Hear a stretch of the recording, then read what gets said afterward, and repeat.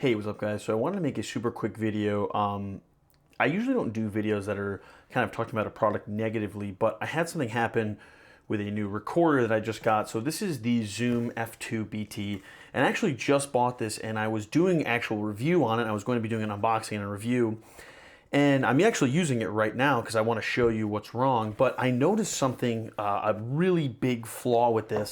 Now, I commented on another video, another YouTuber's video talking about it, and I didn't get any response of other people saying they had the same issue, but I have a lot of trouble believing that this is the only issue that or that I'm the only person that has this issue. So basically when you see the Zoom F2 here, you can see that the eighth inch goes in and locks in, right?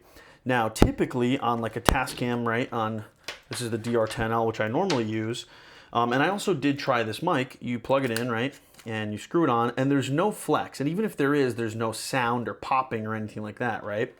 Well, I'm gonna let you listen to this. So I'm just gonna move this. Now, I know you can hear that because I guarantee it's popping. I was listening to it the other day.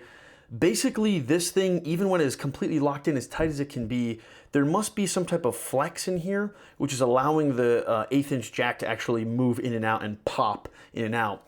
Now, normally I would say, well, okay, like when are you gonna be doing that? But the problem is this is a lav mic. This is something that you would put in your back pocket or in someone's pocket or shirt, and all you have to do is just jiggle that back and forth, but that is going to make a huge issue. Now, I don't know how this is going to sound right now, the quality, so I can't tell you how it's going to sound in general, but I gotta say I'm pretty disappointed in this off the bat, and I would definitely put a buyer's beware out there. Honestly, I'm going to return this, and it's unfortunate because I was very excited to use this, and maybe I'll give it another shot and try a new one and get a refund, but as of right now, I don't know if I want to trust that or try it again, but I wanted to just put this video out as a warning. I'm not saying that you shouldn't go ahead and buy this.